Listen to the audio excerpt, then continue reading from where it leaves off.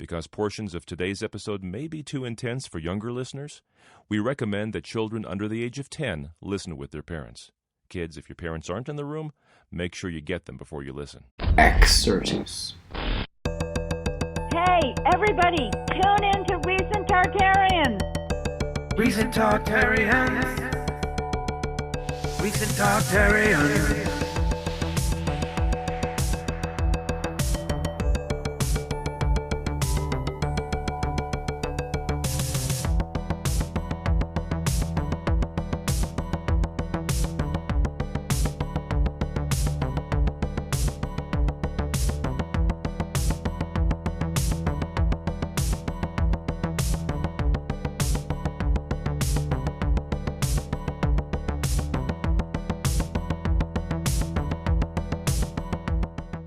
This program is coming to you via Relay 2 satellite, a spacecraft orbiting the Earth at a speed of over 17,000 miles per hour. Yeah, basically. Everything takes its time. You know, when something can't be solved with money, you know what the only other solution is? Wrestling? Time. Rochambeau? Yeah, exactly. Rochambeau, time. It takes time for you to recover. Yeah. I was looking into there's different kinds of Rochambeau. You've probably seen that. And there's like a version that requires time. Yeah. The lizard versus time. There's like arcs or something to it. You know how they used to say Rochambeau in the West Coast? Do they say that where you're from? Where are you at? I mean, in the South, it's just tit for tat. It's not even that. No, it's less than rock paper scissors. In the South, it's like just you get me, I get you. Yeah. Well, but like in apparently like Rochambeau comes from Japan or from Malaysia or something like that. They have like the bird, the bee, the drinking of water, and then they brought the French had it, the Indians had it, like the Chinese in California, especially in the West Coast, it's called Rochambeau. But I apparently found other people who don't know it as Rochambeau, and I was looking into that, like why is it Rochambeau? And they're like, well, it comes from the general Rochambeau. But then they're like, no, it doesn't. And I'm like, well, wait, does it or does it not? And it has traveled all the way around the globe, literally. Yeah, so like, what's going on with all of this Rochambeau business? And it went west, not east. You're bow to the west. I made a video with a kid from China, or Taiwan, I mean. By kid, I think 40-year-old man is probably more accurate. But he's an intelligent cryptocurrency miner. And then another dude was in the Netherlands. Another dude was in San Francisco walking around places that we wanted him to live.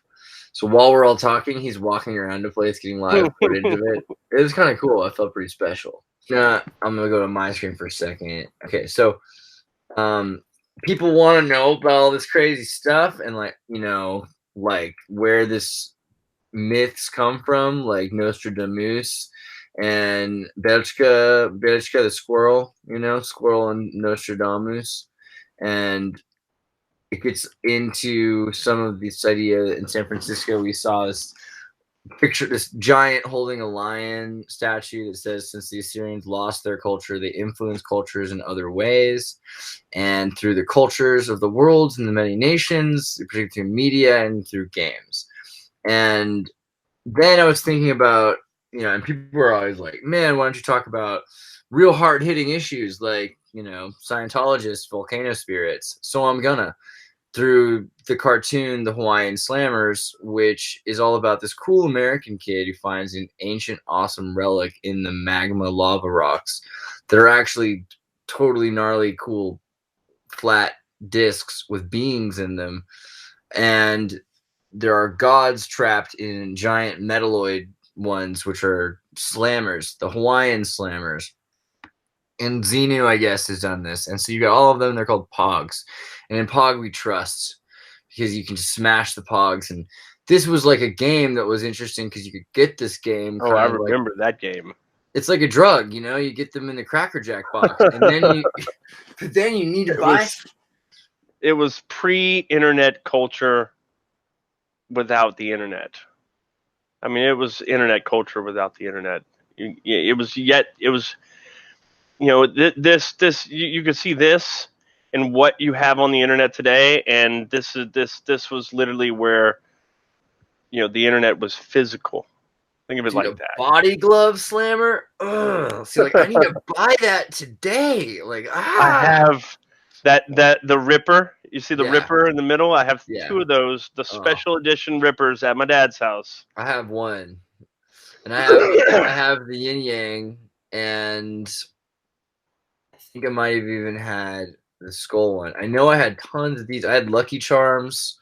I had Wile E. Coyote. I had some crazy ones. If I would compare Pogs to a time in the past, I would literally compare it to the pre-Abrahamic, you know, time period when the Sumerian times, when the Sumerians were really experimenting with their godhoods in this case, you know, and like the way that they could manage the world. I think that at that time period that like, you know, what is the consensus of a lot of people is that there was, you know, a stretching, I guess, you know, there was the ice ages. Okay, so let's like go back to that. I want to get my mind out on that real quick. You know, as far as, you know, what I know and what I can see. What I can see is that we've had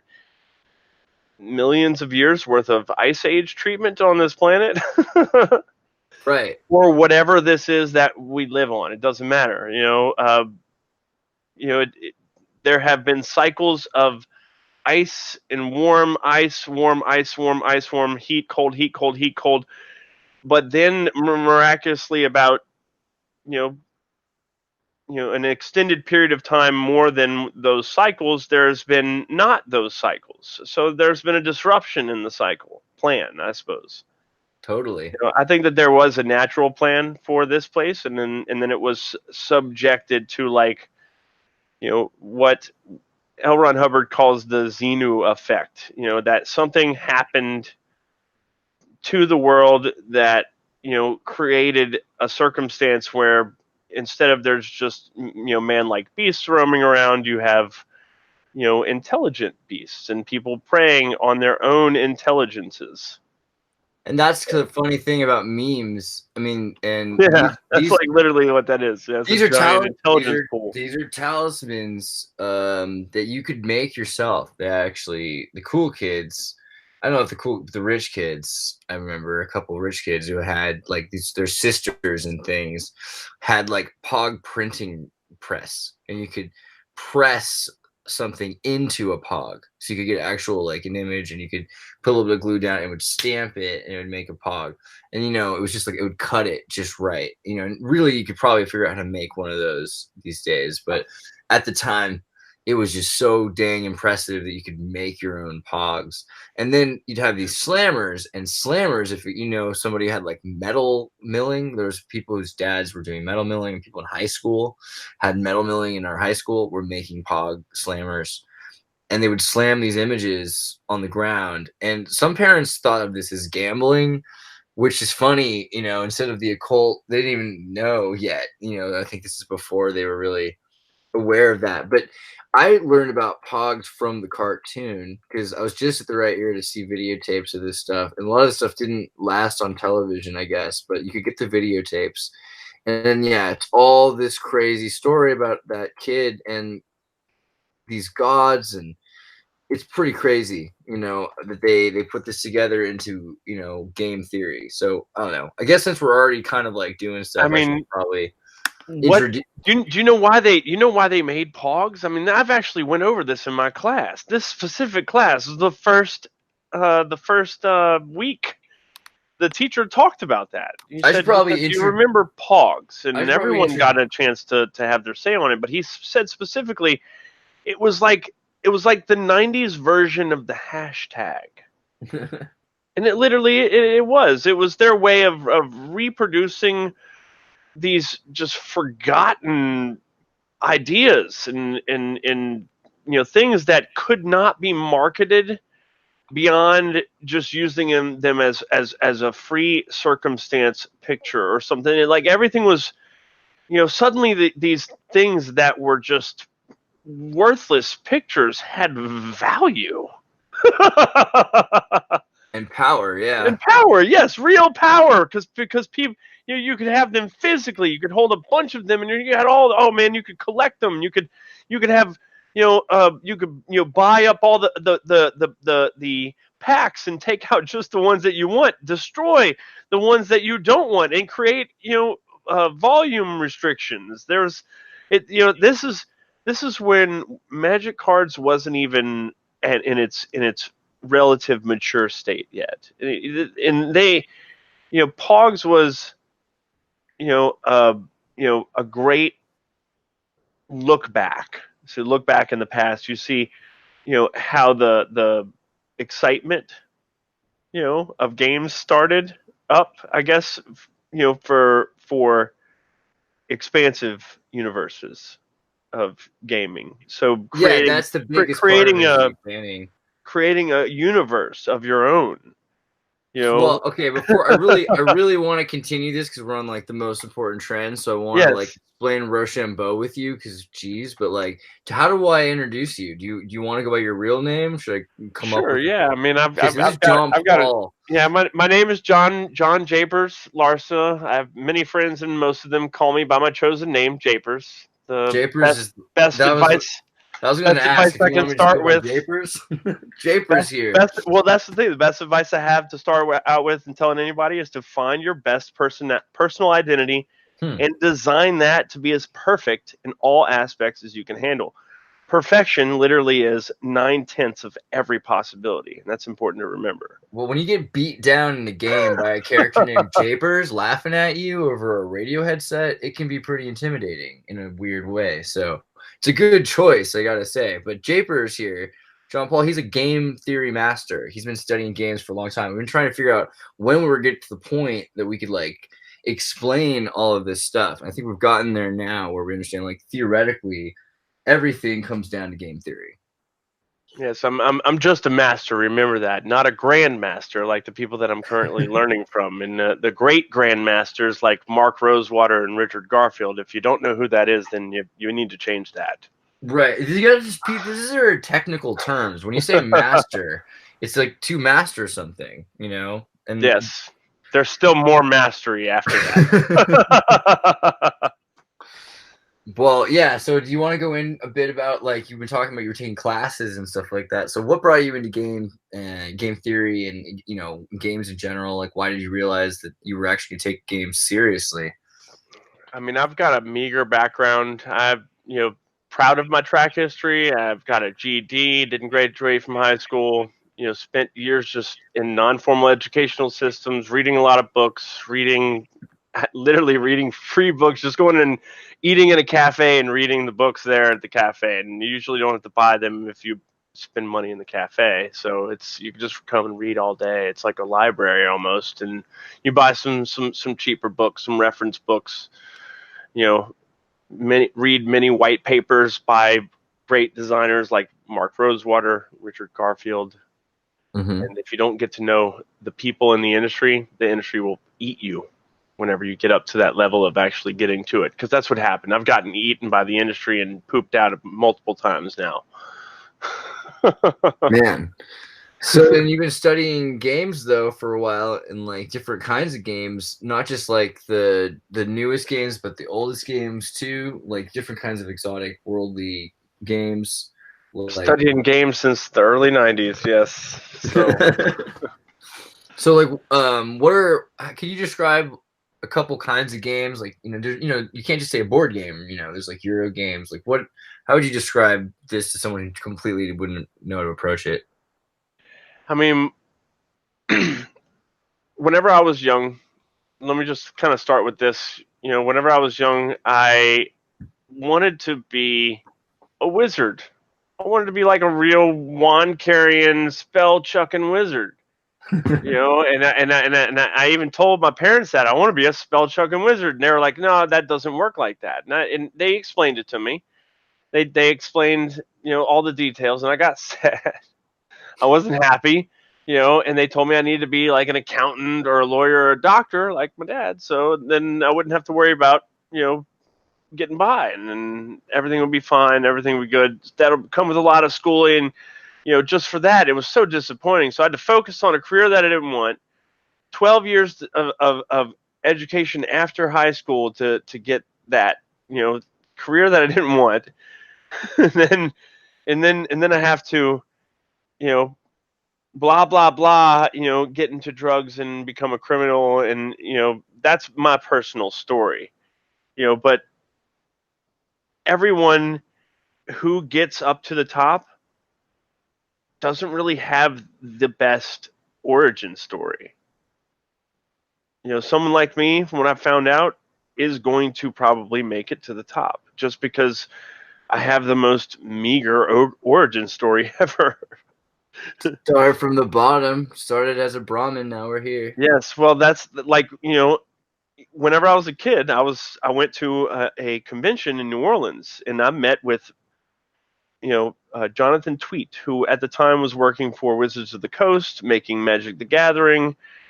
I was really heavy into Magic the Gathering. I didn't know very much about the mana curve, and that was his baby. That was everything that he brought to Wizards of the Coast, and introduced to them, the magic of his way of the way that they could sell the cards, which has, been transformed into,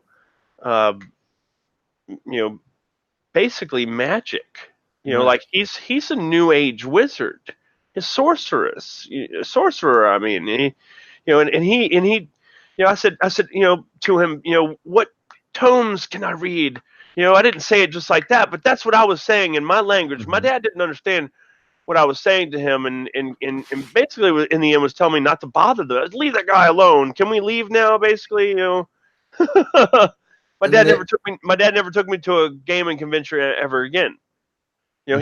He wanted me to see how hard it was to do what those people do. That's what he told me. He goes, you're never going to be able to do that. He used to tell me that you're never going to be able to do that.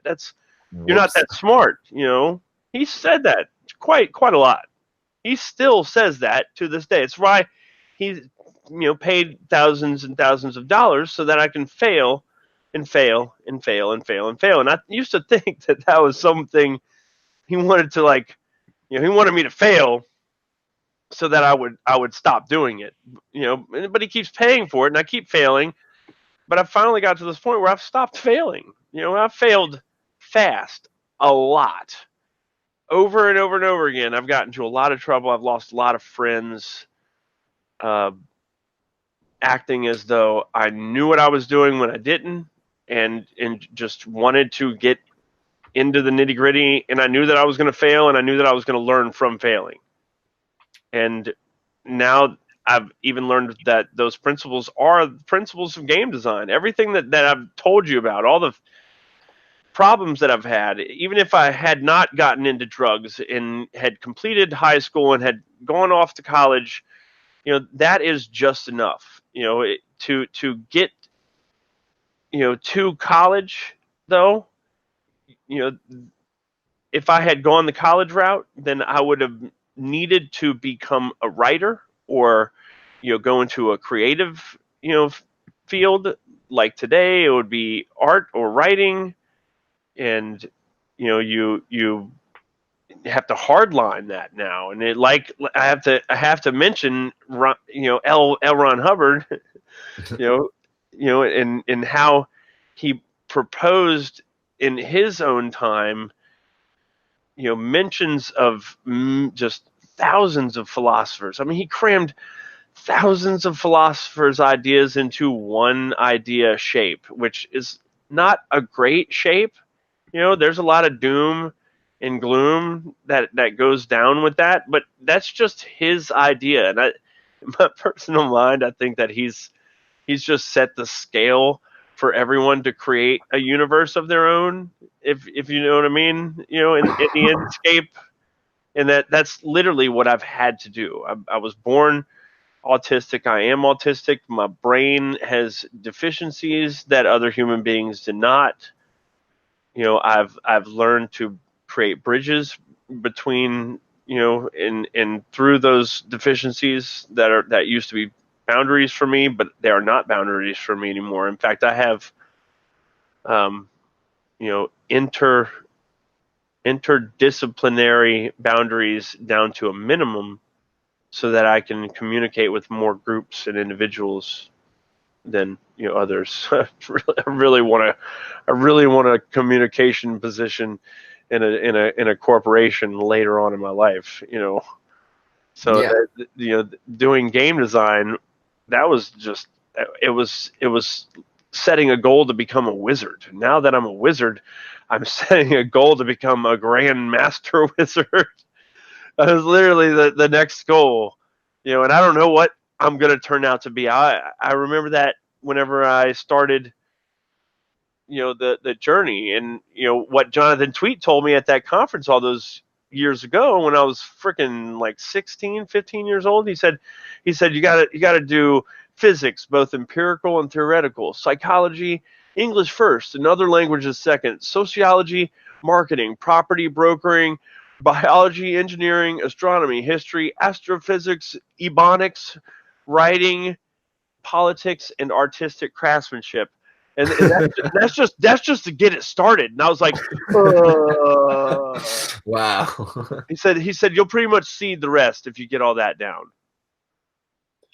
Well, what's funny is, like, if I had introduced, I think, some of these, seriously, what you're saying is all completely true. It gets to a point where it's hard for so many people normally to see it, but when you get enough pieces and you're used to organizing pieces like you would in a game or a puzzle, it helps to put them together in ways, especially if you're working with teams and things, so game design, game theory, it seems to be coming up a lot. The one that I was just thinking about the other day, and I wanted to bring up right before I introduce you, and I figure you probably are familiar with quite a bit, is rock, paper, scissors, or Rochambeau. And yes. I was trying to ask you if they called it Rochambeau where you were, as a kid growing up, or if they didn't call it Rochambeau. They just called it rock, paper, scissors. Would you have known if you heard Rochambeau? Someone said, "You want to play Rochambeau?" Would you know what that was as a kid? Well, we we had a bad version of Rochambeau as a kid. Okay, what was it called? And it was physical. Then we played Rochambeau, like it was a physical game. It wasn't just, in the South. It was you threw rocks at your friends and you attacked them with scissors. No, it wasn't. We didn't attack with scissors. Tar and paper. No, you do like this. Hold on, wait. I gotta go back to you. I'm sorry, I was still on my like this. So wait. Where are you? So one chop is paper. Okay. 2 chops is scissors, and you have to do like this. You have to swing away. Okay. The other person has to stand there and take it too. Oh man! And then the other one is rock. You just take just basically any object that is no larger than a basketball. Yeah, basically. And we in most of the places that we would not target were the head and the whatever the midsection, but people would never ever address the midsection rule, right, yeah. In enough accord. Like people would break that rule constantly just to see how funny it would be, and how if somebody would not fight. And as I was growing up, it became a dominance thing. Yeah. So this is the thing that I find interesting about Rochambeau, and why it's called Rochambeau and everything. I find more and more interesting as I look into it, is that Rochambeau is what you do. I've seen this in movies too, where someone's like, Rochambeau, okay, 1, 2, 3, and then they kick butters in the nuts, So I mean, that's literally corroborating. I mean, that's literally how bad it got. Yes. Trey Parker corroborates your story. I'm just saying. But we stopped doing that to each other, and that's so funny that when he made that cartoon, that we stopped doing that to each other then. But in California, it's not called Rochambeau. In California, it's not called rock, paper, scissors. It's usually called Rochambeau. And I've seen the Wikipedia to prove this. Where was this? I saw, Yeah, in some circles, the decisive game of rock, paper, scissors goes by another name, Rochambeau. In the U.S., the term is more commonly used on the West Coast, especially in Northern California. According to certain legends, the term dates back to Comte de Rochambeau, a French nobleman who fought against the British during the Revolutionary War, and his name served as a code word at the Battle of Yorktown, where he commanded the French troops. And I heard this actually in school, in history class. And it's interesting that, looking back into this story about Rochambeau, who was, he was saved by the guillotine. He avoided it. He got out of France and was living with a small stipend by the nobleman, I think, in the Napoleonic time. But what apparently, according to Wikipedia, is the true history of the game that became Rochambeau is Birdbeak Water. This, and they have like a pretty decent ancient version of it. Might go back to ancient further places, but we have records of it, kind of like a vault, pretty well static, from Malaysia. And it's about, a bird, and then it has a beak, and then water, and drinking it or beating it or hitting it or losing because it sinks in it, represents the differences between the Rochambeau. But Rochambeau has been used in court cases. Like, for instance, I found one where Gregory Presnell in Florida, a Senate court federal judge, ordered opposing sides in a lengthy court case to settle a trivial but lengthily debated point over the appropriate place for a deposition. Yeah, that happened in Louisiana with Lou Chaney. It was really fucked up. He actually applied his case, and and was the first free man in Louisiana, or not free man. He was a slave, but he was he's an indentured. He was an indentured. He was indentured servant. He wasn't technically a slave. He had a debt to work off to his father, blah blah. He wasn't a full slave, but he was born slave. So this is whatever. It's like not live off his life debt. Yeah, live off the food and board first. To grow him up in totally. In a factory town. Yeah, in Alexandria, Louisiana. This is a story that I'm putting together for a movie.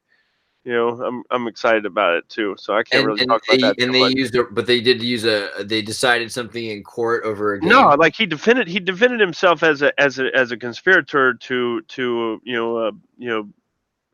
insurrection. And got out of that situation, but then was in order to free him, the state came in and said, look, he's pled his case. He was a good witness. Y'all need to let him free. Fuck the debt. You just need to let him free. And then the court in Alexandria, instead of doing this is a long time ago. That's literally how they settled it. They said, okay, we're going to do it, and they enacted that law. I remember reading about that, and it didn't actually mention if they did it or not, but it did say that they were going to do it. There was a lot of missing documents from back then because of the floods. So right. Well, yeah, it's funny, speaking of which, looking into the flood thing, like, that's the other thing about rock, paper, scissors is it's like hard to find the game because of the floods. It goes to the 1600s and disappears, but they supposedly say it dates back to 200 BC or something like that, supposedly, but only if you believe something you were reading from the 1600 period. Oh, well, I know that game goes back to Egyptian. Yeah, I mean, the funny thing is there's plenty of evidence from other cultures. That's why I was saying about Malaysia. Malaysia has a pretty good example of this game, but this is like, looking back to the ancient Egyptian version that has to do with the frog represented by the thumb and the slug represented by the little finger and the snake. This game, Xiaoshu Ling, goes to Tartary because it's in the region of Marco Polo's maps of where Genghis Khan was and was making decisions using this game, which is the cited source that says this game goes back to the ancient Tartary and to Chow Tao, I think it's called Cow Tao. So, then the interesting thing about that is you've got this West Coast French African general using a Chinese Tartarian game that appears from the 16th century and is being used basically the same way football players do. You've got certain plays that you can use, and you can use those plays depending on what the other person's plays are, because you know that they have certain plays that they can use. So it's military strategy, but it's game theory, because everyone's prepared and they're at their best. And there's more advanced versions of the game you were talking about also. Like the lizard crushes the rock. Well, no. What happened is they, my teacher Jonathan Tweet, who is now my teacher, took that. Go back to that.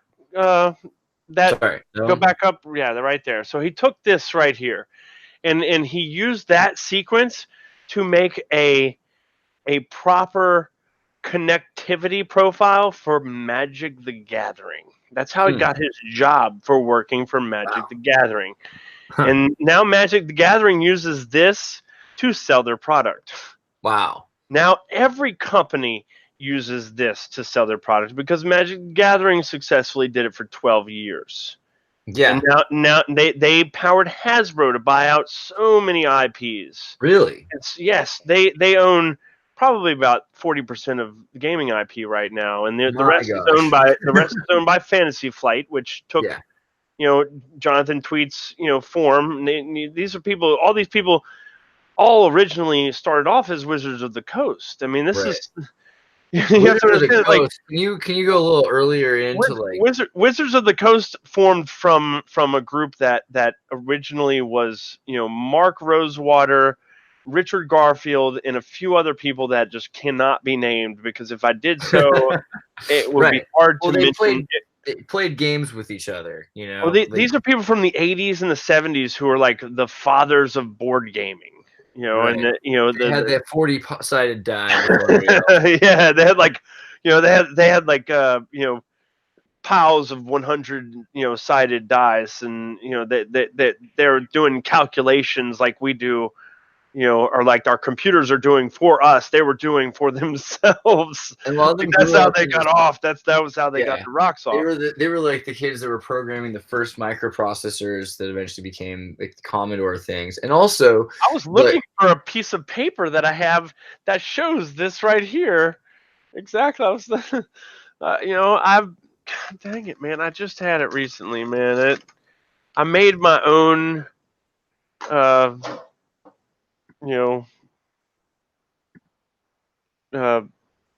Chart. Yeah. That. Well, yeah. Let me know if you find it. So you can continue. I just wanted to mention that this. Yeah, no, but that's the cool thing about directly into you just technically saved me because I'm looking for this goddamn piece. No, it's good. While you find it, I mean, the other thing is they were really into the Chronicles of Period, and someone had asked me to talk about the Black Cauldron. I don't know if I've got is the cartoon that got Don Bluth to quit Disney because they kept cutting out scenes of it because they were just way too gnarly for people to handle. But what's also cool is it comes from a book called the Chronicles, or the 5 books, the Chronicles of Period, which are they're nuts. There's a dude who cuts off his finger and he puts it in a drawer, and he's got a horn head, skeletal, and then you have to throw a body in an alchemical pit to raise all the dead, and then you have to throw another living person in to make them all die, and then so this book series was really nuts. It came out in like 1960, and it was very, very influential, especially on the West Coast, where these books hit the most libraries and hit schools and things like that. But they were so popular at the time. There it is. You found it? Yes, cool. It's in my filer. I was like, dude, I didn't put it in the filer, did I? I never put it in there. Put it under F. That's hilarious. That's hilarious. It was in the filer. So this is what I have for my card game, Captain's Booty, which is just a casual card game that's supposed to be like Exploding Kittens. Mm-hmm. It's supposed to have that artistic, goofy drive, with whatever sex appeal instead. So it's like sex sells, you know what I mean? So this is the chart that I have for my card distribution and the powers. So the 1, 2, 3 are the powers. Now this is the original, what's called the magical sequence, as in the 3 powers there. That's something that I got from reverse engineering Christianity.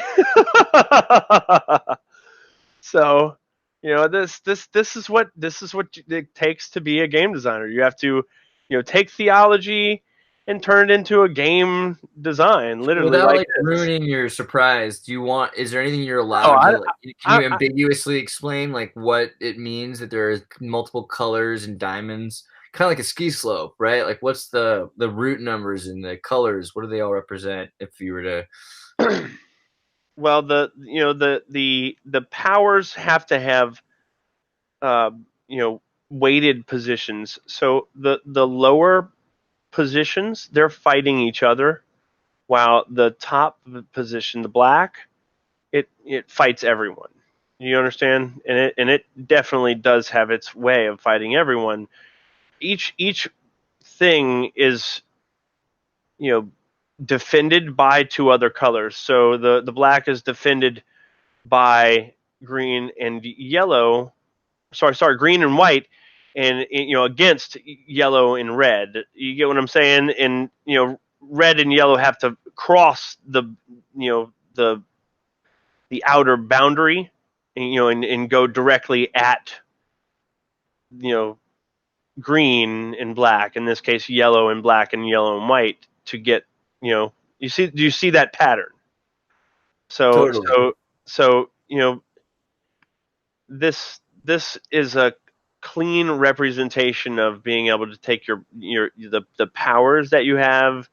In this case, I can show this to everyone. You can use this and reuse this, and anyone could use this, as long as I don't literally share with you everything. Like if I give you this plus, my card game, then, it might allow you to, make the game that I'm planning to make. But that's I'm not going to go that far. Well, what's funny also is but this could help if somebody else who's in game theory saw this, that could help them definitely, try to understand how people in the industry are designing their outputs. They don't just, if you think about Xirtus, they don't take a bunch of cards and put them in a room full of people and then say, test these out and see if they work. That's not what they do.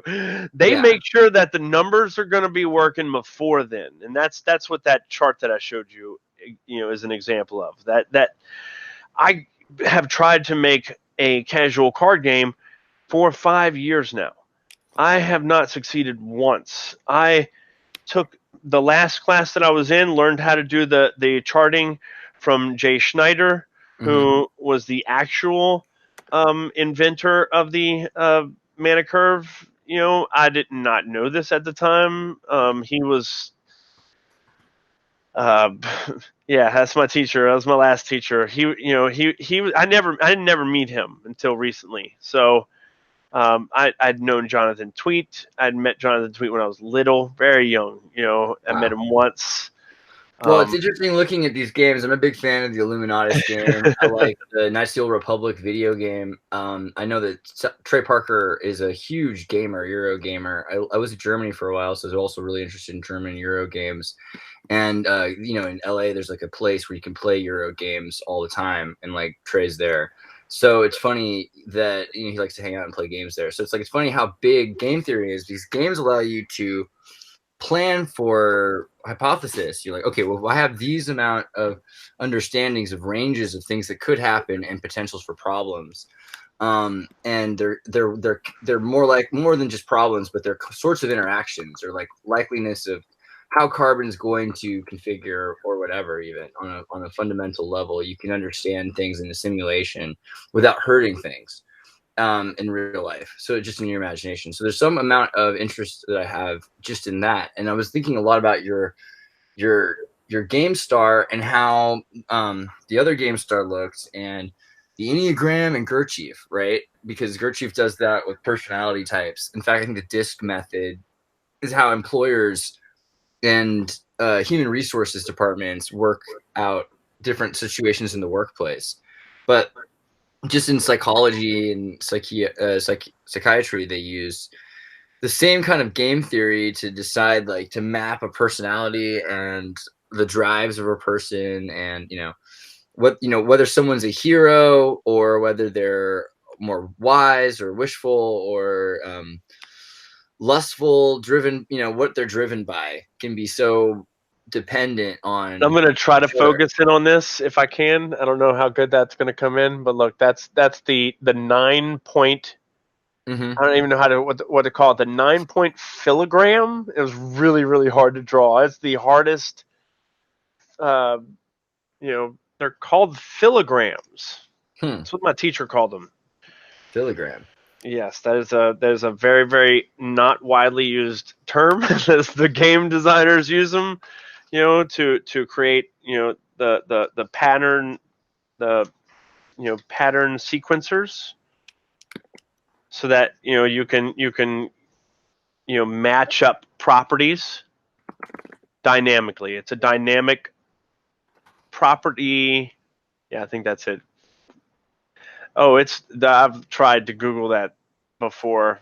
It says go away. Philo? Yeah, no, it just says philo. It's like philosophy, like philogram. Wisegram. Oh, yeah, it might be PHYLO, but I don't know. I don't think so. Some brutal stuff there, bro. Well, I think you hit on it. Yep.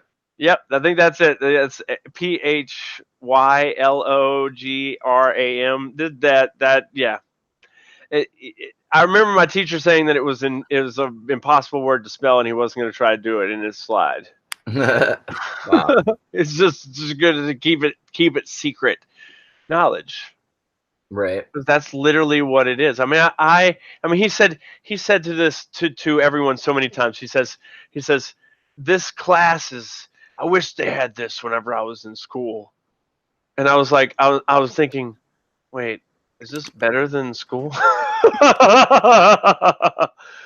Because if he's saying that he wishes that he had this when he was in school, that must mean that.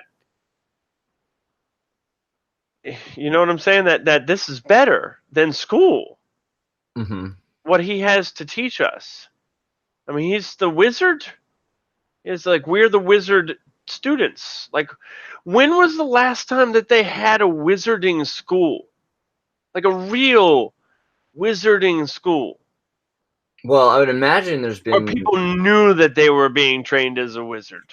I would imagine there have to have been, over the centuries, the last 3 or 4 centuries, like the cliques within a school who know what's really going on.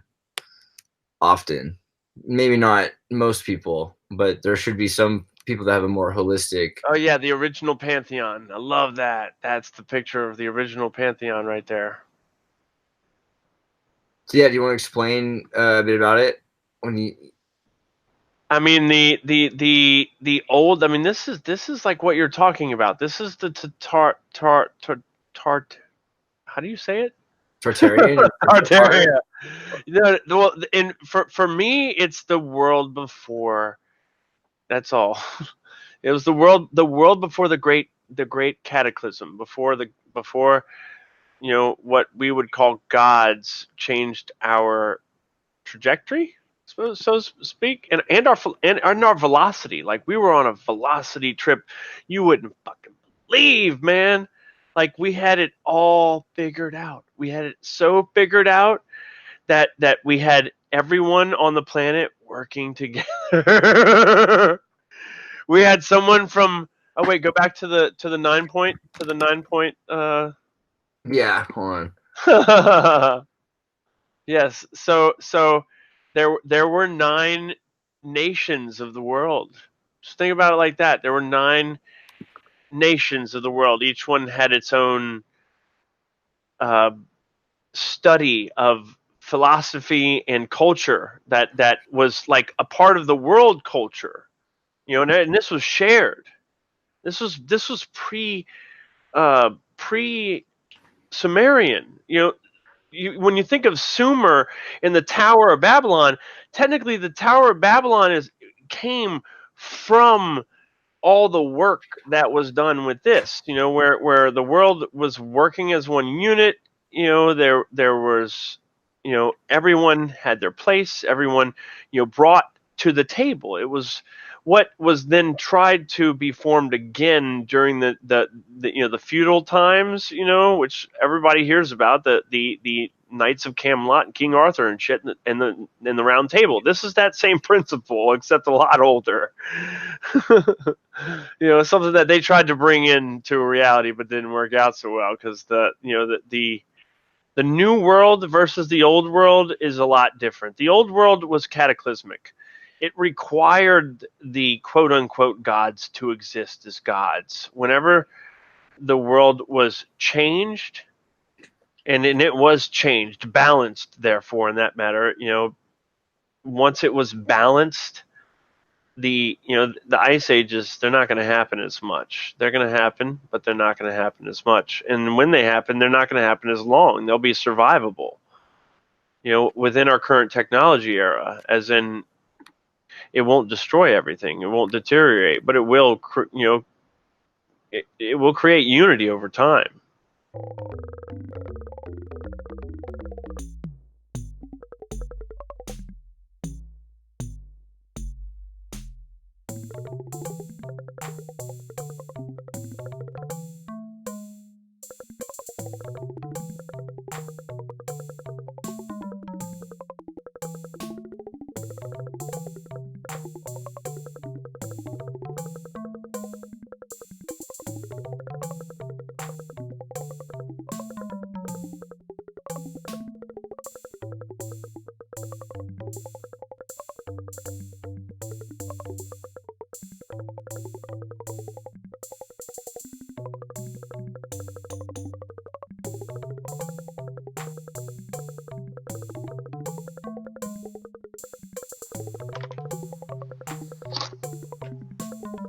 Well, more importantly, you've got something pretty awesome here. You're going to show us this thing that you've been working on? What is this again? I mean, this has been a lifelong thing, so it really has been. I'm serious. So, I've been, I spent my life, watching The Matrix, watching all these sci-fi movies, and trying to project the math in a 3D fashion. I've gone to mathematicians and drawn out an illustration to, I want to say domesticate the form of the magic that is literally the world in which we live. So this is the best way I can visually describe it. It's a lot like this piece of paper here. And you are that triangle thing in the middle. Do you see that? But stretched between the vertices. Yeah, sort of like the Star Trekian thing. So Taurus. But what? Can you pull out this piece of paper flat for a second? Can we see what this is made of? What is this deal? Wow, it's a circle. So there's squares and circles with a triangle in the center with the. Yes, the piece of paper itself is the shape. That is the middle shape. So it's think of it as there is in these lines right here on the left, they're I don't even know how to describe it. So it's like this. There's that thing that oh my god, that it was on there was a video that was recently put out by another group, that I would, like to know.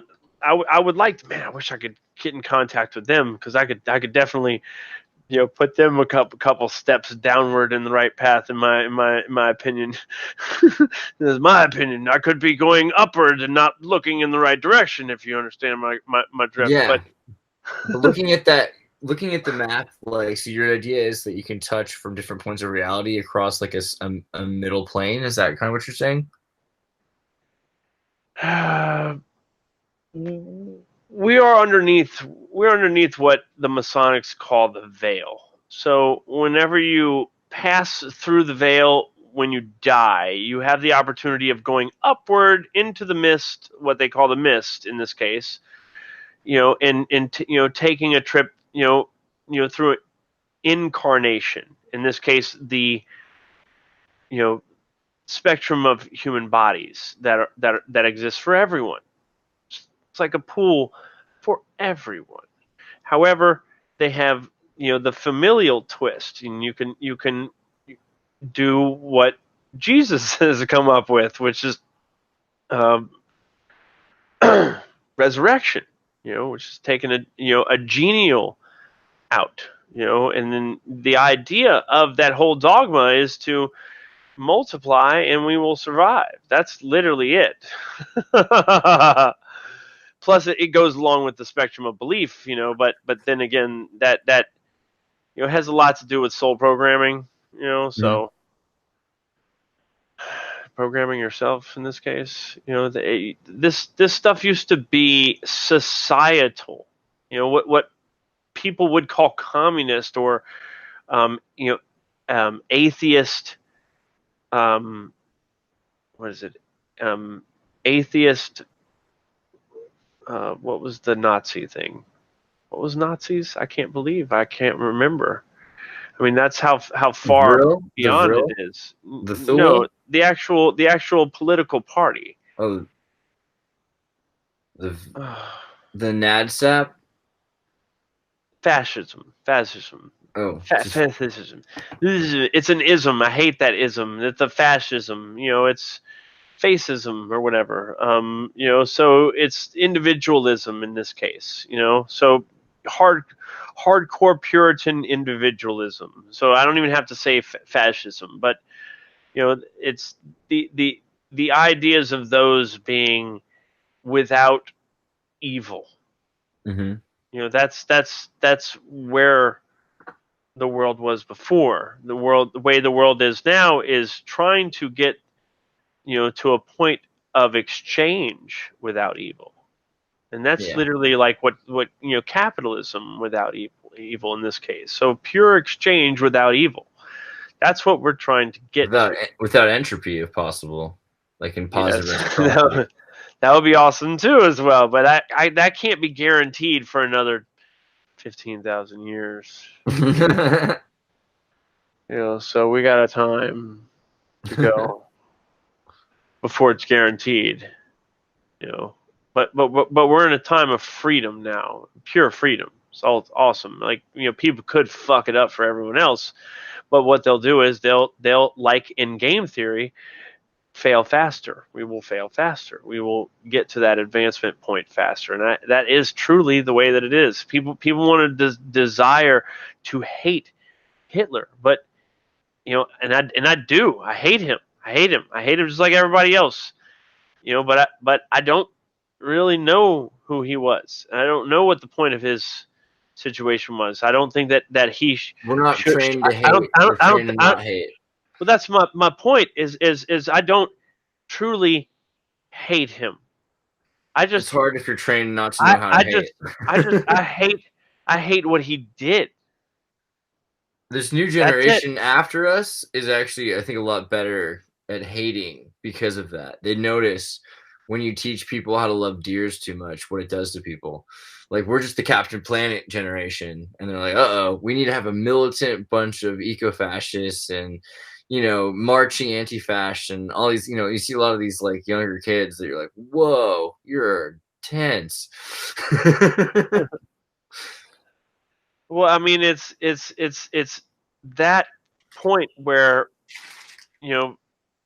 individualism is less an ism and more an osophy. And nobody sees that coming. But that's what's going to come. There will be an individuality that has never before, inspired the world. To be honest with you, that this, and it will be in the form of artificial intelligence. I hate to bring that, into a. Well, the artifice of intelligence is something that eventually we're all going to have to get used to talking about what it means to exist. Think of it like this: do you want to pray to God, or do you want God here? Well, I mean that's the scary thing for a lot of people, because the idea of God is so limited by mustard seeds. The kingdom of heaven is like a mustard seed to people. So if all they've ever seen are mustard seeds, then all you have to do to be God is you have to offer free food and free laundry cleaning. We are but a breath of fart. In that mustard seed. So don't even think for a second. So who knows what a deity could offer that's not actually the original, the main, the primary. And you could find yourself so easily satisfied by little because of accepting the least amount of offer by the least demon, as opposed to going all the way to the top. So always go to the top, I say. Try to get your boss to be the top boss. I don't know. I do agree with that. I do agree with that, but we are intended to. I do think AI is follow in the footsteps of our makers and to make them. And I know this for a fact.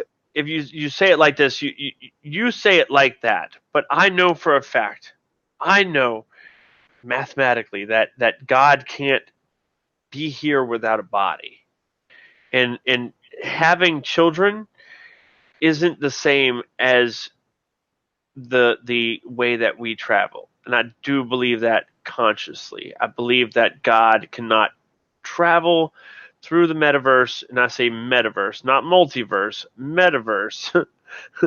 not like us.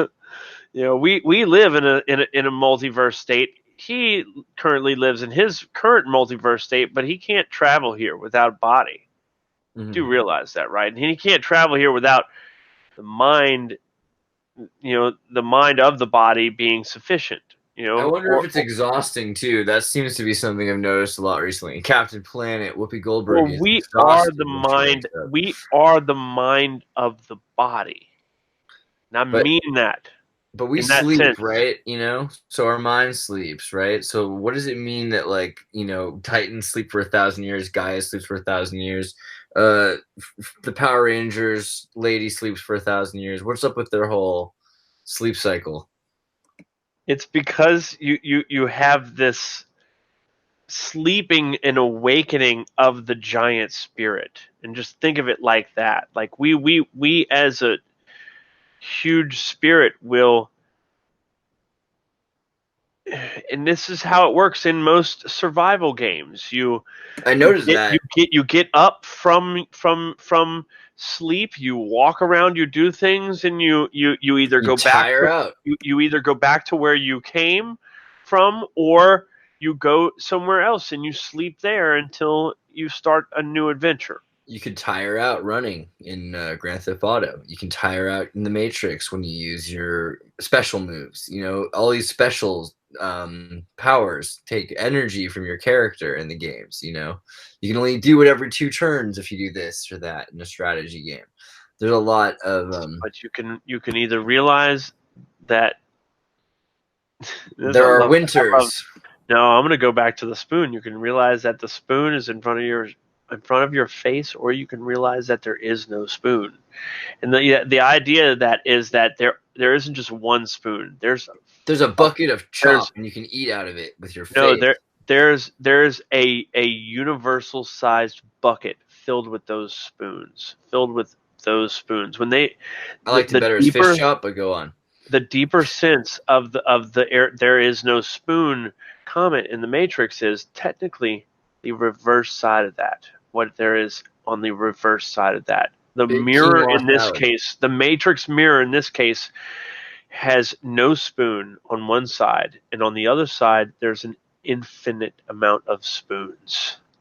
But I feel like it's beyond that. It's like you don't need the spoon so much. You just need the food. It's like It's a just bowl a of universe of spoons, of which is nourishment. hilarious because if you had that force, if you could take that spoon or any spoon and realize that that spoon has a connection to a universe full of spoons, you can do some fucking crazy things Well, I mean, with that imagine your goddamn hands. spoon. Though. Your hands you can use as spoons, right? You can use as Problem is ladles. when you take upon magic, like the great gurus say, if you take a spoon and you use it like a Jedi and use the Force with a spoon, which you could do, and you could probably maybe slap somebody hard enough with it, to leave a fucking hard bruise. I've seen people catch fire with chi, on paper. Well, that's another thing too. Any of those enacting those special powers, the Jedi powers that you get from a galaxy long time, from far away a long time ago, when you enact those powers, you create division.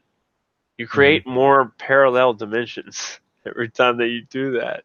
Man, I know a lot of kids in Santa Cruz who bent spoons when they were really young. However, the problem with that was like they couldn't bend them back because it was for art class, and their parents got really upset, and that caused when you divide yourself, it is just like in Harry Potter, so that when you die, you have the chance to be reborn in your body again, in the other realities that you've created for yourself.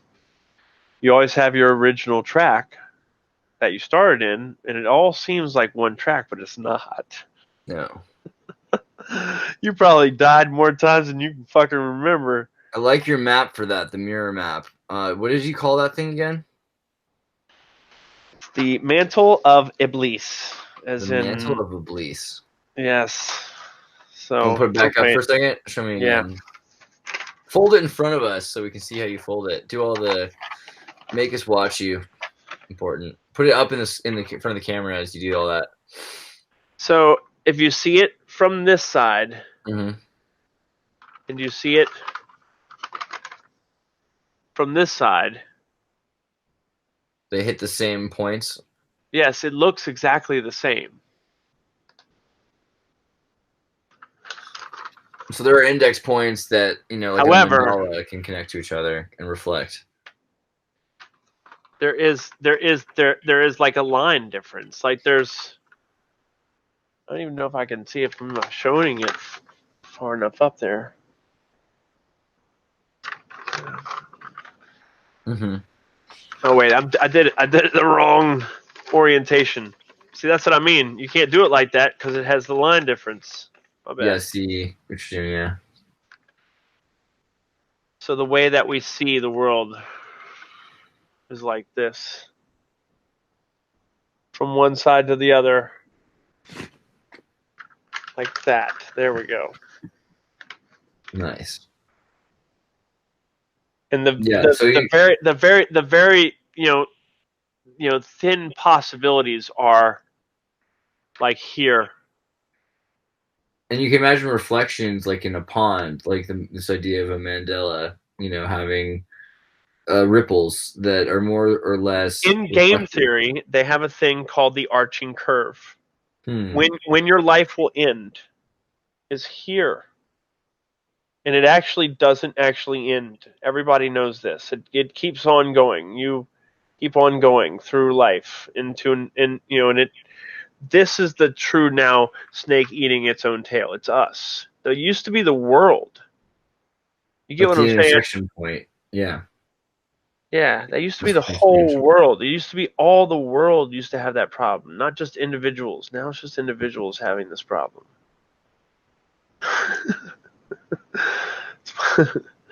That's why 60 years ago we had a problem with fascism, and it totally split us into multiple dimensions, and everybody's now having problems with that. Yeah, that's why Scientologists are winning the bill, because they're taking advantage of the fact that they know this. They know this science, that there's all these individual realities that have been created, and everybody's warped together.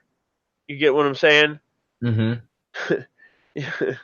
We're getting to that point now where everyone's reflective of collectivism as individualism. Yes. But then that reflection's done with, and people are moving towards collectivism again. So there needs to find this balance between singularity and surveillance, where we're able to find ranges of existence. And the only way to do that, it seems like, is through game theory. Otherwise, you could just experiment in your own life, and people who have done that seem to have suffered a lot.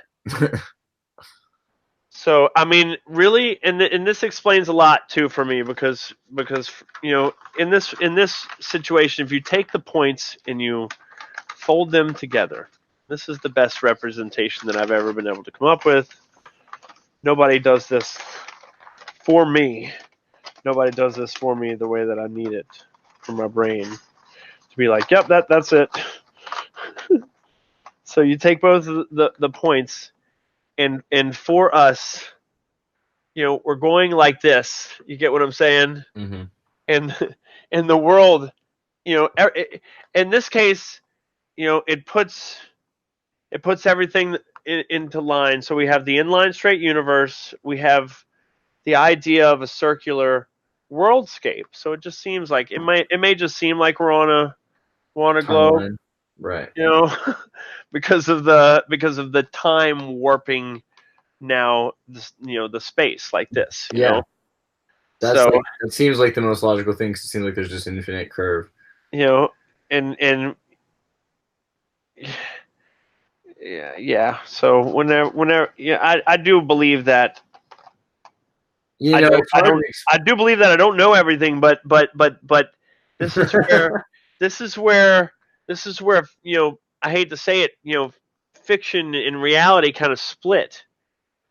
You know, this is literally it. You know, it's where you see the 3 lines over here and the no lines at the bottom.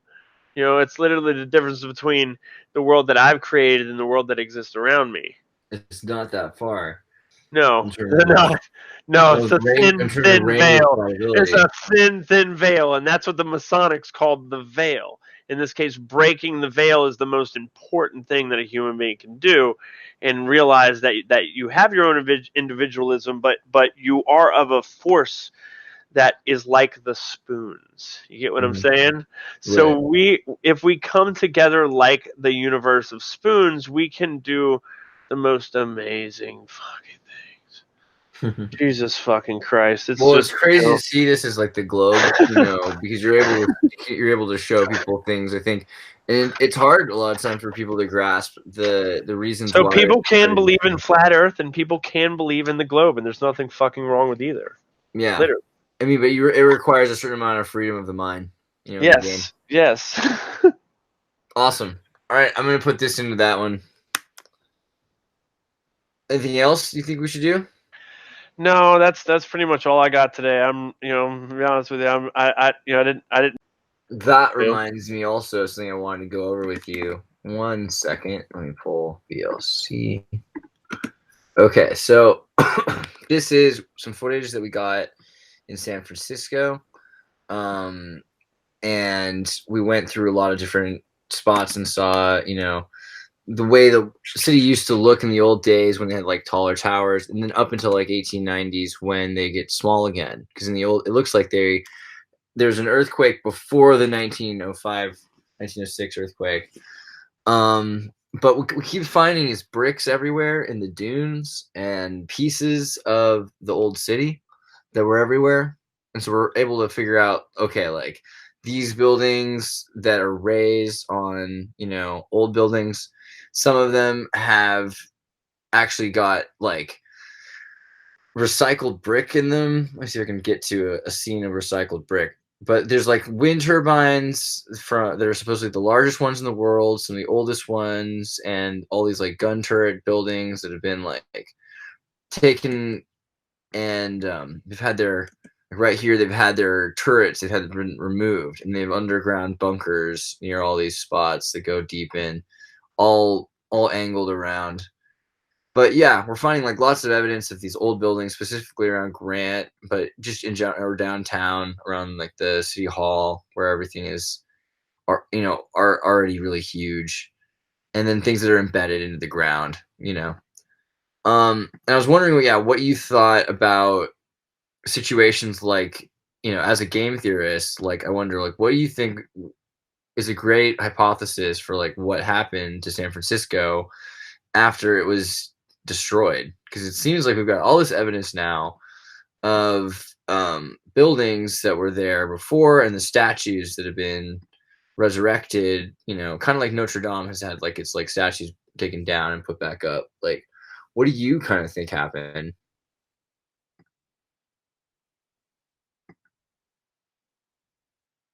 Jello, can you hear me? Did I lose you? No, I'm here. Give me a second. I'm sorry. I had to take a call. I'll be right back. Oh, no, that's cool.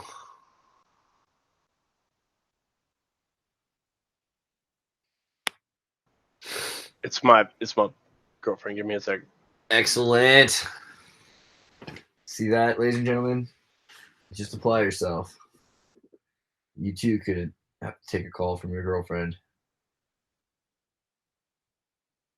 She would be angry with me saying girlfriend because of fiance, but Oh, well, that's even better if she's angry about that. So you say it like that, but yeah, no, but if she was angry about being called your girlfriend because you're closer than that, that's the other direction. So that's good. You know how these modern millennials are. It usually goes the other direction. I was more or less not trying to put my business out, but she don't care. So what she said, I don't fucking care. They can know that you're not alone. That's okay. We don't have a date set, so it's like we're just kind of fiance for the time being. Oh, you should get that nip, bro. You should get like a date in the summertime. She wants to do it. She wants to do it next year on February 20th, so that it's 2/02/02/2020. That sounds kind of neat. Yeah, she's a freaking magical person too. Yeah, Disneyland wedding. Or, one of those giant water slide parks. Frankly, I'm a water slide park guy, but you do what you do. So yeah, are you done? I didn't mean to interrupt. Yeah, no, she's yeah. So I was looking over at San Francisco footage that we got earlier, and things like these domes that are biodomes that have different terrestrial environments in them. All these subterranean layers and these, statues made by the Freemason Hall. Look how this Freemason Hall is made and covered with pieces of shattered stone behind this, wall. And then you've got all these crazy, really old things that are supposedly, brought there from Italy, or they were made very recently in the 1800s. But, then, yeah, there's all these kinds of things. So I was wondering about your hypothesis of, like, does it make any sense to you that there could have been another story about what happened to pre-1906 San Francisco?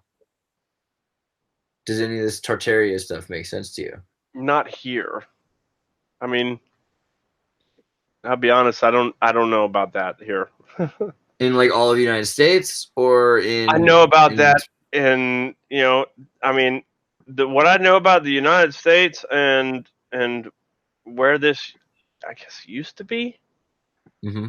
I mean, this was like 3 territories in the old world, I suppose you could say. So before, I mean, if you want to say prehistory, pre-philosophy is like what I like to put it. I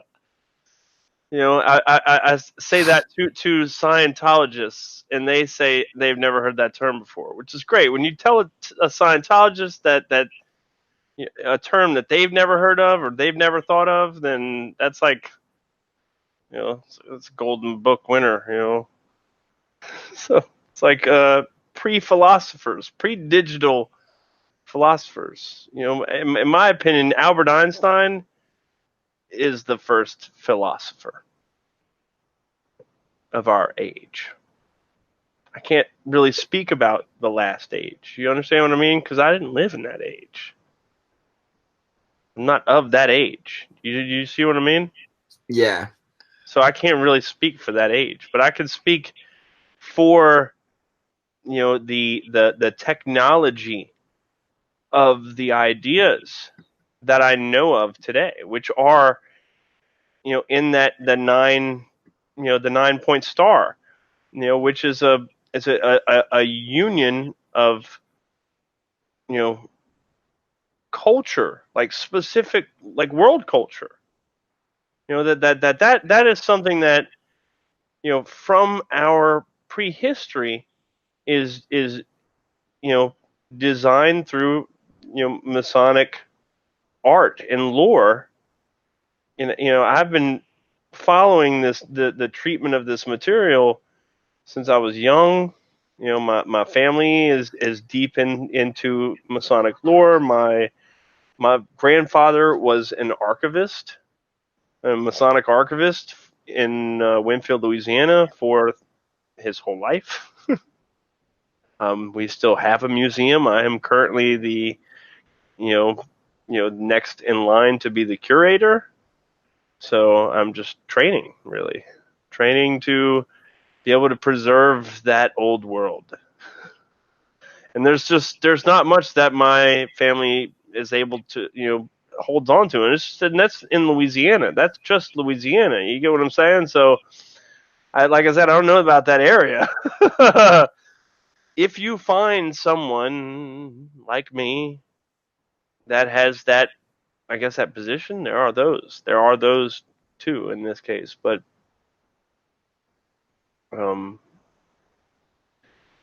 not everybody really wants to talk about it, but and that will change. And then again, some people don't really do that anymore. Some families have just lost the knowledge altogether. So that is sad. But that's there is something there. It's not like there's nothing there. It's not like that there's no possibility. There's a, like I said, you strive for perfection in everything that you do. Every decision that you decide is real for you. And if it doesn't work, then you stop doing it and you do something else. If it is working for you, then you keep doing it, and that's just that it works for you. It works if you work it. It's the same principle from Alcoholics Anonymous. And that's from the old world. That's something that's from the old world for the new world. Which is weird because people don't really follow those principles anymore. So, it works if you work it. So all this iconography, like broken stained glass windows, shattered things, things made of smaller boulders made of carved brick, the amount of brick we're finding that's recycled and put back into things, and like their love of reuse of brick. It seems to me, white flags in front of buildings. This thing says the law of polarity, the evolution of form and mind. I wanted to go a little bit further and say that there is a way of saying that there's a spell. Mm-hmm. When I say there's a spell, and I mean that. When I say it works if you work it, by them taking these pieces of the old world and putting them into the new, they then make them stronger. Not just physically, but mentally. It keeps them there stronger and more intact, if you can understand what I mean. Yeah. That's the reality. If you're finding these, pieces.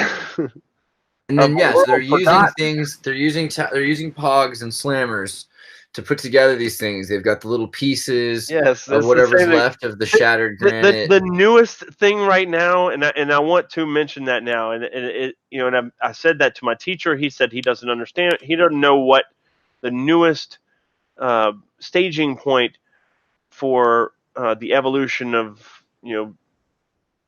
digital progression is. That once was Pogs, and it was so hard to keep up with it at that point.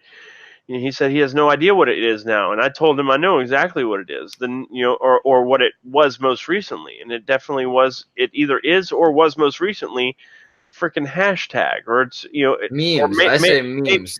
Maybe even more because I don't know. Memes are next after hashtags because memes are images that are. I don't know either.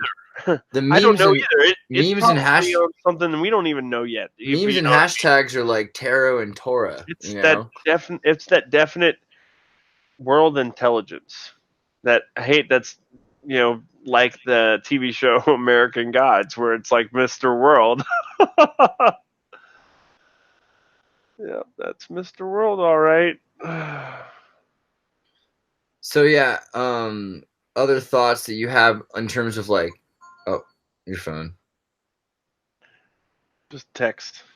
Okay. And it's from the dispensary telling me about the wonderful concentrates that they have on sale. What do you think about possible weapons destructions in before the 1900s? Bigger destructions. Like we're seeing all this evidence of major disasters throughout these star maps and of big pieces of stone everywhere, huge pools, and I mean, this place was a testing ground. This is not the garden. You do realize that, right? Like we left the garden. We came to a refuge, and this was a refuge. But before it was a refuge, before it became a refuge, it was a testing ground. Mm-hmm. It was a testing ground for things that was not, it was a biological facility, but it was not it was not for us, by us kind of situation. And this, what's funny is all the, oh my God, this trips me out the most. All the historical mess that we talk about, it didn't even happen here. That happened in the world above. And I don't even know how to describe that to anyone. Like that's the reason why I got into game design, so I could figure out how to not sound crazy about the dream works that go on in my brain at night, and during the day, supposedly, I guess, in this case, I say supposedly because, I've come back, I've been here so many goddamn times. I've never dealt too much with you. I've had a lot of rowing with Ian. I've explained this to Ian. That's why Ian doesn't like to work with me, because he says I go esoteric too easy. Which is, for me, that's where we live. We live in a designed world. This isn't, that's not a problem a lot of the time, because you can look at a design and figure out, like, for instance, in a situation like this, I've got so many questions. Like, for instance, look at the top. You got the bottom, you got faces. The top, you've got places for faces that are empty. What's up with that, right? Like, there's like a mirror, like a shield. Because it's the future. It's the faceless future. And, the features like that don't exist in other worlds above, because there are worlds below it. That's here. That's literally where we're in the final frontier of mankind. It's the future. Think about it being the future of the world, but also one in which we didn't actually make it to where we are, but we are yet we are here, and that's the best way that I can say about where we are. Right. But that's the way that the oh man, there's that picture of the universe being sucked around itself, and it's the Mandelbrot, Mm-hmm. the Mandelbrot set. I love the Mandelbrot. Oh my God, that's the key to everything. That's it's the key to personalities and how to control your personality intricacies. There's a level of being able to use tarot cards to the same degree as the Egyptians in the Holy of Holies.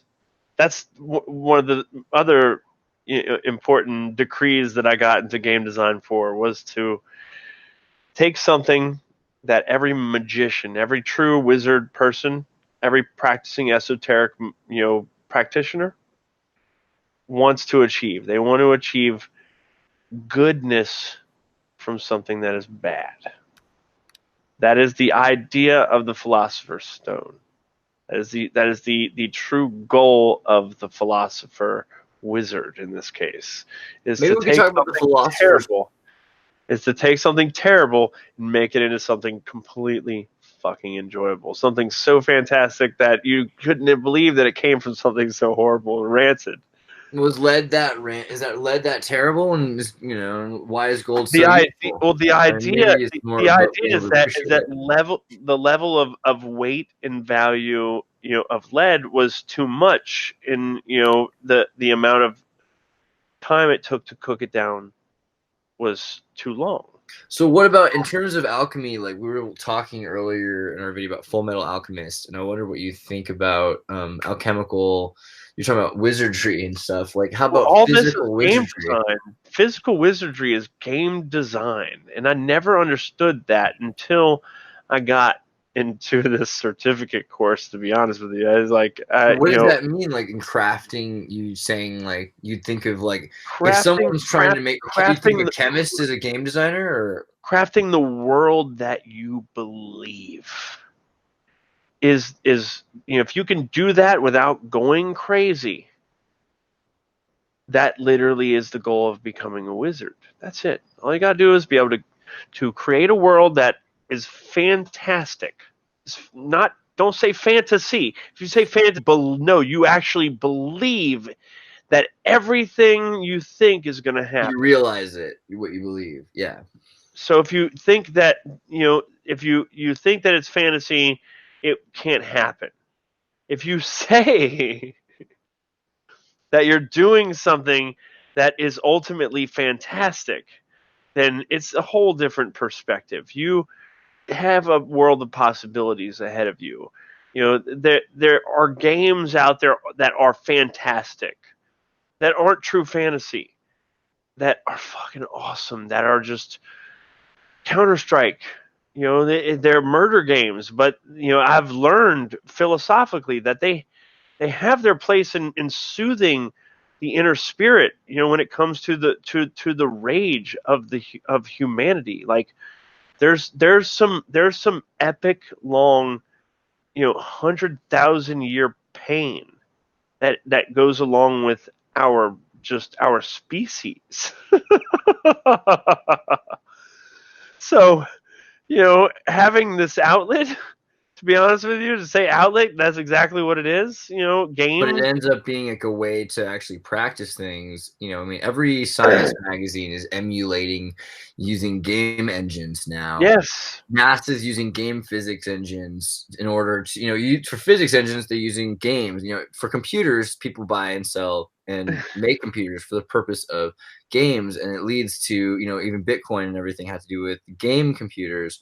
GPUs on satellites or whatever, it's all comes back to games. So it's funny. Yeah, but get this, man. This is the ultimate future for everyone. I don't like it, to be honest, because it's just going to lead to the next world again. It's just the next. It always leads us to take the next step downwards. It's always a step downwards in the right direction. You gotta think about it like that. You're never stepping upstairs in the right direction. That's. Can you imagine that? In the game, they call it the orifice loop, where it's a staircase that just leads you back downwards again. Wow. Okay, that's impossible. There's a paradox in that case. If you think about the other way, in case you're always going downwards in the right direction, I don't know how to say this. There's faith involved. So when you're traveling upwards, there's hope because you always know that it's going to lead you back down and up again. It's like this. It's a cycle rotation. And that's technically that's how it's described as where we came from. That's what it was like before. Down here, we're traveling in a straight direction downwards. And that's the difference between the Mandelbrot and just the expanse of the outer galaxies, I guess you could say. So in this case, our galaxy is a different kind of galaxy. It's the best way to put it. Mm-hmm. Yeah, like looking at those paintings, the Escher style paintings. Our galaxy exists in a more linear fashion than the rest of the galaxies that exist in the universe. So, Man, that's pretty interesting stuff. I'm trying to think. Let's think for a second. Like, what's something else we can talk about in terms of like history that you like? Do you think about like game war battles? Maybe I can pull up another video for a second. Actually, I'm not really a fan of not a fan of those now as much. I've learned that there is a real science to game development. As far as psychological drive in the element. There are so many games that I've wanted to be made, like, and the one that's on the back burner right now, it's called Bannerlords, and it's just psychologically fucked up, and it can't pass it can't pass any of the ESRB ratings tests in any country right now. Most of the design estimators describe the game probably not being able to be released this century. What are the main issues with it? It's just too complex, or is it a different? It's like they put things in there that are just too much. It's too much history too soon, and it may incite it to be encouraged again, and it could throw off the plan. If you know what I mean, because there's a plan, and there are people encouraging a plan, from an old world into a new. And I don't like talking about it that much. And we've been seeing a lot of these star forts in places where essentially the land has been devastated, but you can still find the points where they were, and they often make up water breaking points, and then they'll find lighthouses, and we'll find tall towers, and we'll find deep basements, and we'll find so the star fort design is the best implementation for maintaining the land. The land mass around it. It doesn't really matter if the fort itself remains intact. What it does is it secures. I don't even like to say this all too much. Without, like, what Jeremy Reese would call tactile evidence is right. It stops the tectonic pressure collapse in this case. So over time, the pressure from the tectonic peel is going to slow down, and it's going to settle. Like the planet itself is going to settle. Think of a tire. When a tire in this case, it's a good thing. Yay, we're gonna have like maybe 50,000 years left before the planetary core shuts down. Right. But that's the goal. We have time now to build up our civilization, to get ourselves together as an entire united force. We've never had that opportunity before. When I say this is awesome, the last time that our species had this opportunity, we created all the megaliths that we now see littered all over the world, and that does the same exact fucking thing on a much larger scale. And when we figure that out, we will get to preserving them like a goddamn holy beast of fucking fire. Because if we don't, then we will burn up. We won't be able to reverse this process. Do you understand? The only way to survive this, if we don't do that, is to leave and go somewhere else in this galaxy, which is also possible. So we have plenty of time to do that.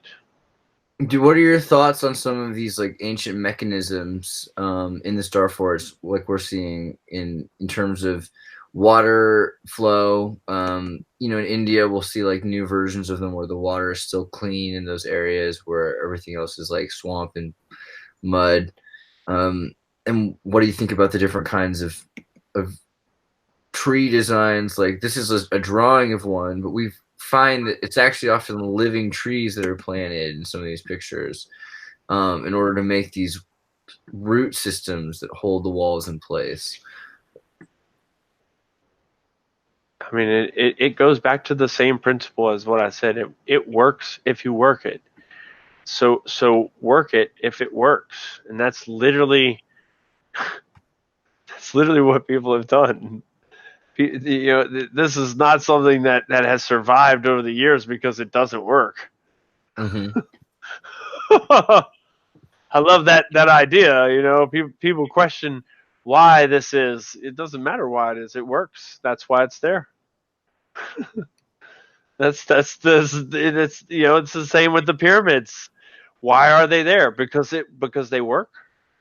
Yeah, but it seems like we're finding, you know, everywhere we go, we find these tower systems. And I thought I was crazy because I had the theory of what I'm saying that these megalithic sites are basically balancing forks, like balancing forks on a tire. When you balance a tire in order to get it to to tread correctly, and it won't throw off your rubber. Like the peel of the exterior of the planet, how that always has been going, like the snake eating its own tail. I see everything. I totally understand it, but we stopped that. Like we as a species in our last era stopped that. Problem is, when we stopped that, we created a power dynamic problem. Yeah. You understand? So what you see as gods were people from the old world who saw the power dynamic suddenly change in the direction that it did, and they killed off all the other people that were in the power dynamic. all the history was done for. The tower destroyed everything. Babylon, the world split into many different languages. All that stuff is reality, but it doesn't stop us from reuniting, I guess you could say. So I'm there with you, man. Yeah. Just been trying to figure out like anyone's approach to like the steampunk history of technology back then, like Archimedean fire, the Herodotus steam engines, it was rockets. It was weak technology. They weren't making it to the moon fast enough. The way that we can get to the moon now is 10 times more efficient, and only 10 times 0, but still. More efficient. But still, that's better. It's way better than where we were 150 million years ago. Like, and that was, that's like think about it, in Refuge. Like, we did all this in Refuge with next to nothing from Eden, like from where the gods rested and used the place, and that's where I'm with the suspense of saying, like L. Ron Hubbard, our souls were cast into a volcano of sorts from the last world into this one. But it's the same world as before. Man, some people will be, upset. The same world. Everyone's going to be upset with you that would normally argue with each other, because half of them are going to be like, man, he's being so reasonable. How dare he? Like, you know what I mean?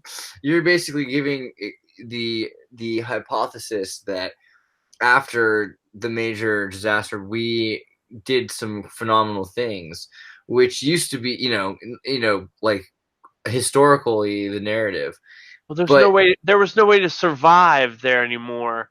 So we had to create a place where we could survive. We technically had the knowing of how to do that, and we had the energy. We could take people, but taking people with their memories is a whole nother story. And me even coming here with my goddamn memories, that shit is fucking difficult. I have had to die multiple times in this fucking reality in order to get my goddamn consciousness back, like the full fucking thing.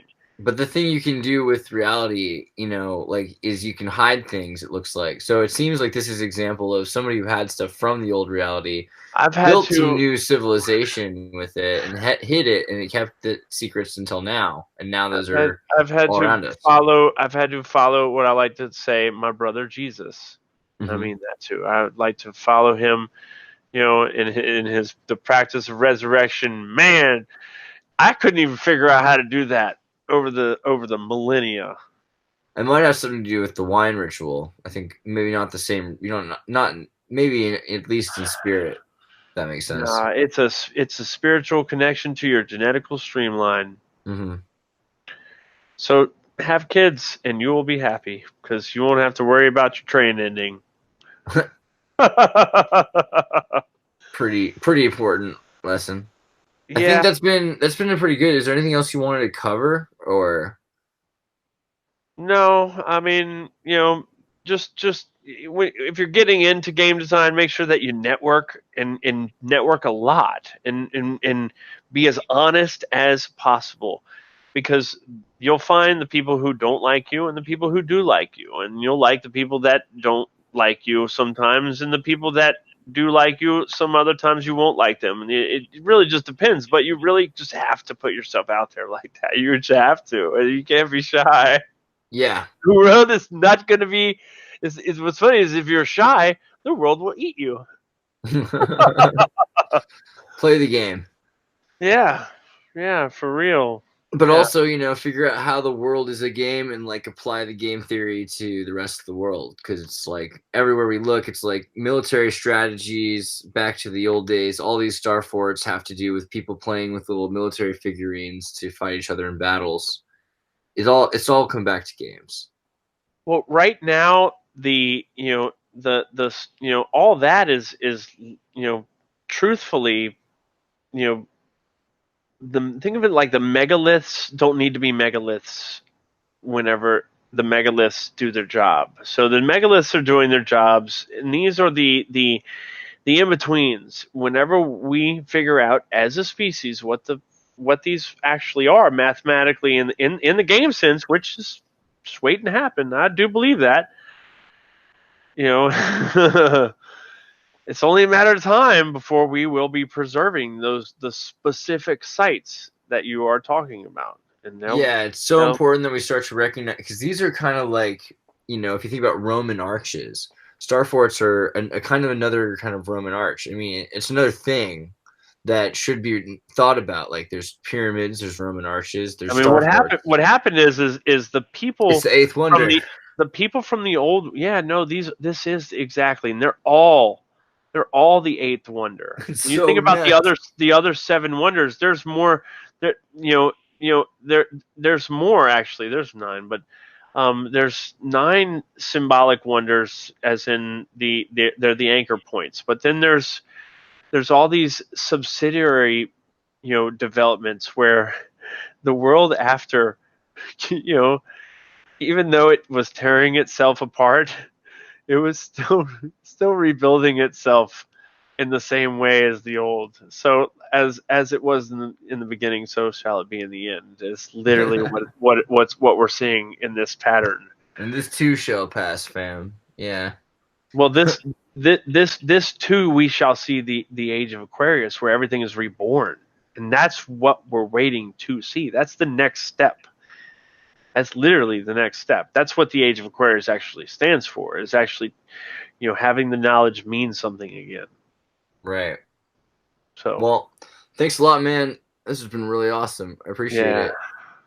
I hope to have you on soon. We're gonna probably you on for a while. I'm gonna probably have you come back soon to do on a Clerics episode, so we can get you on with the panel. I think that'd be really useful, so that other people who are looking at all this stuff can ask you some questions specifically about the strategies for these things. Okie dokie. Cool, man. Talk to you soon. Hey, everybody, tune in to Recent Tartarians. Recent Tartarians. Recent Tartarians.